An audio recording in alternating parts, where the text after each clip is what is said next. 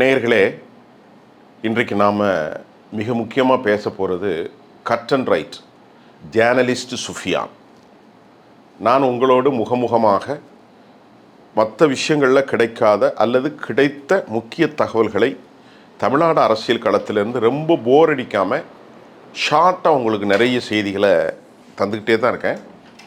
Actually international விஷயங்கள் நிறைய போகுது, நம்ம சேனல்கள்லையும் இனி போடணும். அதனால் என்னுடைய தாழ்மையான வேண்டுகோள், முதல்ல சப்ஸ்கிரைப் பண்ணிடுங்க. பிடிச்சா நீங்கள் பாருங்கள், இல்லைன்னா வெளியேறிடலாம். இது தாழ்மையான வேண்டுகோள். இன்றைக்கி நான் பேச போகிற முக்கியமான செய்தி என்னென்னா, யாரும் எதிர்பார்க்காத ஒரு தமிழ்நாடு அரசியலில் ஒரு மாற்ற நிலை ஏற்பட்டிருக்கிறது. அது என்ன மாற்ற நிலை அப்படின்ட்டு உங்களுக்கே சில கேள்விகள் எழும். இன்றைக்கு மார்ச் 16 சனிக்கிழமை. மார்ச் ஏப்ரல் இன்னும் ஒரு மாதம் தான் தேர்தலுக்கு இருக்கிறதுங்கிற ஒரு சூழல். அந்த மாதிரி ஒரு நெருக்க வெட்டில் இன்னும் பல பிரளயங்கள் ஏற்படும். இவற்றில் பாதிக்கப்படுவது யார்? தனது அடையாளத்தை இழந்து போவது யார்? யூகமான பூடகமான கருத்துக்களுக்கெல்லாம் இடமில்லை. நேர பிரச்சனைக்கு வந்துடுவோம். நான் அப்படி சொல்லி இப்படி சொல்லிலாம் வளைக்கல. ஏன்னு கேட்டால், நடிகர் விஜய் பாரதிய ஜனதா அதிமுகவோடு கூட்டணி உறுதியாகிவிட்டது. 99.9 அப்படி தான் சொல்லணும். அப்புறம் அந்த கூட்டணி உடைஞ்சதுன்னா 99.9 இல்லை, அவ்வளோதான். அவ்வளோ நெருக்கமாக இருக்காங்க. கூட்டணி வந்தாலும் 99.9, கூட்டணி இல்லை விட்டாலும் அப்படி தான்.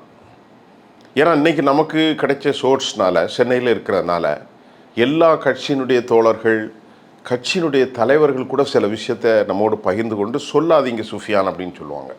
அதெல்லாம் நாம் சொல்ல வேண்டிய தேவையில்லை. அப்படி கிடைத்த சோர்ஸில் நடிகர் விஜய் பாரதிய ஜனதா அதிமுக என்று சொல்வதை விட பாரதிய ஜனதா தூண்டில் சிக்க வைக்கப்பட்டார். அதை பற்றி கொஞ்சம் உங்கள்கிட்ட நான் டீட்டெயிலாக சொல்கிறேன். அதுக்கு முன்னாடி நீங்கள் எப்பவுமே பாருங்கள், ஒரு கட்சி கூட்டணி அமைக்கணும்னு தலைமை முடிவு பண்ண பிறகு அதற்கு சில சாட்சியங்கள், சாதக பாதகங்களை தேடுவாங்க. அப்படி தேடக்கூடிய ஒரு கட்சியாகத்தான் கொள்கையிலும் அரசியல் ஊழலையும் எதிர்க்கக்கூடிய நடிகர் விஜயுடைய தமிழக வெற்றி கழகம் மாறிப்போனது. 132 மாவட்ட செயலாளர்கள் அழைக்கப்பட்டதில் 120 98 பேர் 120 கலந்து கொண்டாங்க. அதில் 98 பேர் கூட்டணி அமைக்க வேண்டும் அதிமுகவோடு என்று சொன்னதாக இப்போது செய்தியை அவர்களே கசிய வைத்திருக்கிறார்கள். விஷயம் முடிஞ்சுச்சா? அப்போ என்ன சொல்லுவாங்க? எங்கள் இஷ்டம் ஒன்றும் இல்லைங்க, மாவட்ட செயலாளர்களை அழைத்தோம், கூப்பிட்டோம், பேசினோம். அதில் 100 பேர், 120 பேரில் 100 பேர், 98 பேர், 100 பேர் எல்லாம் ஒன்று தானே.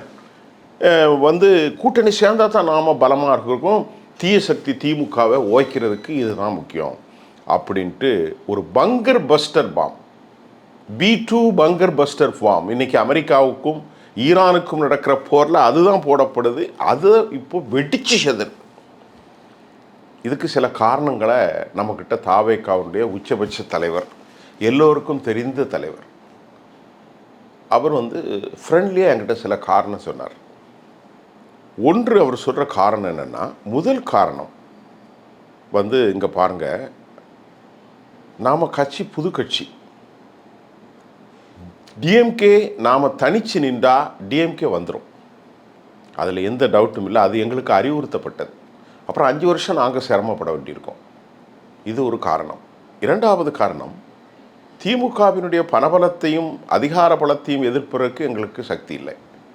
மூன்றாவது, 234 வேட்பாளர்களுக்கும் தொகுதிகளுக்கும் வேட்பாளர்களும் பற்றாக்குறை. இதெல்லாம் உண்மை. நான்காவது, Bharatiya Janata central bureau of investigation மூலமாக அழுத்துகிறது. ஐந்தாவது, பெரும் கோடி செலவில் உருவாக்கப்பட்ட ஜனநாயகன் படம் ரிலீஸ் ஆகாமல் பல நாட்கள் விடுமுறையில் சென்று விட்டார். அவர் பேர் யார்? சென்சாருடைய அதிகாரி. அப்புறம் இதுக்கு ஏன் நீங்கள் விரும்புகிறீங்க அப்படின்னு அடுத்த கேள்வியை நாம் எழுப்பும் போதும் பத்திரிகையில் வந்த செய்தியும் சொல்லப்படுகிறது. என்னென்னா, இப்போ அவங்க என்ன உங்களுக்குள்ளே நடந்திருக்கு அப்படின்னு ஒரு சீக்ரெட்டாக யாரும் அறிந்தாலும் அறியாவிட்டாலும் ரகசியமான செய்திகளோட நாம் அறிந்து கொள்வது என்ன அப்படி ஒரு ரகசியம் அப்படின்னு அவங்கள்ட்ட கேட்டால் அவங்க சொல்கிறாங்க, 234 தொகுதிகளுக்கு பணம் செலவழிப்பதும் எங்களுக்கு சிக்கல், 234 தொகுதிகளுக்கு உடனடியாக தேர்தலை சந்தித்தால் தகுதியான ஆட்களை தேர்ந்தெடுப்பதிலும் எங்களுக்கு சிக்கல். அதனால் நாங்கள் கேட்கிற கண்டெயின் பண்ணக்கூடிய அந்த தொகுதிகளில் தரமான வேட்பாளர்கள். அப்போ எத்தனை தொகுதிகள் நீங்கள் கேட்டீர்கள் என்று நாம் கேட்டோம். அவர்கள் சொல்கிறார்கள், நாங்கள் கேட்பது 100, அவர்கள் 65 வரைக்கும் தருவதற்கு ஒப்புக்கொண்டிருக்கிறார்கள்.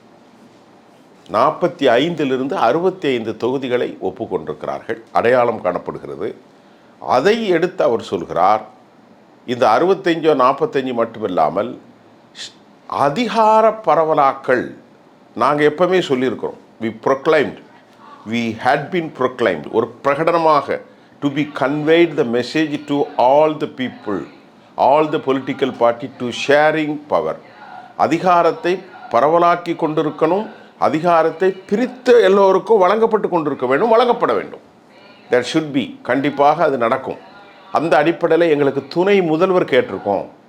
நடிகர் விஜய் அவர்கள் தமிழ்நாட்டின் துணை முதல்வராக வந்து அதற்கு பிறகு காலம் நிறைய இருக்குது. இந்த சிக்கலிலிருந்து நாங்கள் விடுபட்டு விடுவோம். ஒன்று சிபிஐ வழக்கிலிருந்தும், இரண்டாவது ஜனநாயக படன் விவகாரத்திலிருந்தும், மூன்றாவது பலகீனமான முதல் தேர்தலில் நாங்கள் சந்திப்பதால் அதற்கு கீழே இருக்கக்கூடிய கட்டமைப்புகள் போன்றவைகள், பூத் கமிட்டி, பணம், எல்லா விவகாரத்திலும் நாங்கள் ஃபுல்ஃபில் ஆயிடுவோம். எல்லாவற்றையும் விட எங்களுடைய தீவிர எதிரியான டிஎம்கேயை மௌனிக்க செய்வோம். தமிழ்நாட்டில் ஒரு டிசென்ட்டு, ஒரு அன்சர்டினிட்டி பாலிட்டிக்ஸை உருவாக்கலாம். ஏன்னு கேட்டிங்கன்னா, அது ஒரு தொங்கு சட்டமன்றமாக வந்தாலும் திமுக அதிகாரத்திலிருந்து அகற்றப்படுவதற்குத்தான் நாங்கள் இந்த முடிவு எடுத்திருக்கிறோம் என்ற மாதிரி செய்திகள் வந்திருக்கிறது. இது மட்டும் உண்மை இல்லை, இது நடிகர் விஜய் தான் கடைசி எடுக்க போகிறார். ஆனால் அந்த சாதக பாதகங்கள், பத்திரிகையில் வரக்கூடிய ஆழமான செய்திகள், பேச்சு பொருள். நேற்று மாலை நான் பேசி கொண்டிருக்கிறேன் ஒரு மீடியாவில், பல நூற்றுக்கணக்கான மக்கள் இருக்கிறார்கள். அப்போதே அந்த மேடையில் என்னோடு இருந்தவர்கள், அதிமுகவினர், பாஜகவின் முதன்மை தலைவர், அதிமுகவின் முதன்மை பேச்சாளர், அது மாதிரி விடுதலை சிறுத்தைகளுடைய நண்பர், எல்லோருமே அங்கே இருந்தாங்க. அப்போ அவர்களுக்குள்ளேயே கதை முடிஞ்சுது அப்படின்னு பேசினாங்க. அப்போ நானே யோசித்தேன், என்ன முடிஞ்சுது சார் அப்படின்னு கேட்டால், நட்பு அடிப்படையில் எல்லாரும் ஒரு கருத்தை பேசிக்கிறோம், அது எப்போதுமே உண்டு. இப்போ தான் அவர் சொன்னாங்க, இன்று காலை தான், நேற்று நைட்டு வந்து பிரமாணம் இதை விசாரிக்கிறேன், 11 மணி 10 மணிக்கு விவகாரம் இப்படி இருக்கிறது. சரிங்க, இதெல்லாம் நடந்துச்சுன்னு வைங்க, நடக்கலைன்னா பிரச்சனை இல்லை, நடந்ததுன்னா என்ன? நம்ம எல்லாமே அப்படி தான் பேசுகிறோம், மற்றவங்கள மாதிரி எல்லாம் அப்படிலாம் பேசக்கூடாது. இப்போ நடந்ததுன்னா 2 விஷயத்தை அவர் சொல்லியிருக்கார். ஒன்று, எனக்கு ஊழல், அடாவடி, இதுதான் திமுக, தீய சக்தி. அப்போ தீய சக்தி எதிர்ப்பதற்கு அடுத்து அது கொள்கை விரோதி. என்ன கொள்கை விரோதி? தந்தை பெரியார், அம்பேத்கர், சனாதன எதிர்ப்பு. இதுதான் எங்களுடைய போக்கு. தேசியம், திராவிடமும் தமிழ் தேசியமும் இரு கண்கள். மதவாதத்தை ஒருபோதும் ஆதரிக்க மாட்டோம். அப்படின்னா கொள்கை எதிரின்னு பிரகடனம் பண்ணிட்டாங்க.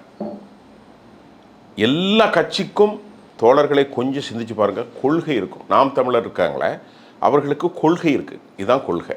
தமிழன் தான் தமிழ்நாட்டை ஆளணும், தமிழனை தவிர ஒன்றும் இல்லை, தமிழ்நாட்டுடைய பாரம்பரிய தொழில்களை வளம் பெற செய்ய வேண்டும், தமிழ்நாட்டுடைய பனை மற்றும் எதெல்லாம் இருக்கிறதோ அதை செழிப்பாக்க வேண்டும், அடிப்படை கட்டமைப்பில் இருக்கிற விவசாயிகளிலிருந்து உழவனிலிருந்து எல்லாரும் மேலே வரணும், இதுதான் தமிழ்நாடு அப்படிங்கிறத அவன் சொல்கிறாங்க. எல்லோரும் பட்டதாரிகள். உடனடியாக கூட்டணி இல்லை, யாரும் யோக்கியமானவன் இல்லை, அப்படி நிற்கலாம் தனியே. 8% வாங்கிட்டு இருக்கிறார் மரியாதைக்குரிய சீமான். அது அவங்க போக்கு, அது கொள்கை, அதை விமர்சிக்கலாம். ஆனால் அதில் அவர் உறுதியாக நிற்கிறாங்க. முதல் தேர்தலிலே நடிகர் விஜய் கொள்கை டிராப்டு. இது ரொம்ப முக்கியமான விஷயங்க. அவருடைய வருங்காலமே கேள்வி ஆகிவிடும். இப்போ அவர் சிக்க வைக்கப்பட்டு 41 பேர் இந்த வழக்கில் சிபிஐக்கு மாற்றி அவருடைய எதிர்காலம் சிக்கலாகலாம். நான் தமிழ்நாட்டில் ஒரு மாதத்திற்கு முன்பு தென் மாவட்டங்களில் கன்னியாகுமரியிலிருந்து தூத்துக்குடி வரைக்கும் கடலோர பகுதிகளை ஆய்வு செய்து பார்த்தேன். அதில் கத்தோலிக்க கிறிஸ்தவ பெர்னாண்டர் எல்லோருமே பெரும்பான்மையான வாக்காளர்களாக அவருக்கு வாக்களிக்க தயாராக இருக்கிறார்கள். அந்த ஓட்டுக்கள் பெரும்பான்மை திமுக, அதிமுக எல்லா கட்சியினுடைய ஓட்டுக்கள். அது அவர்களுக்கு பலம். இதெல்லாம் பிரிச்சிடும், இதெல்லாம் உண்மை. நாங்கள் இந்த முறை விஜய்க்கு தான் போடுவோம். ஆனால் நேற்று வரைக்கும் ஒரு சிக்னலில் நின்று ஆழ்வார்பேட்டையில் கேட்குறேன்.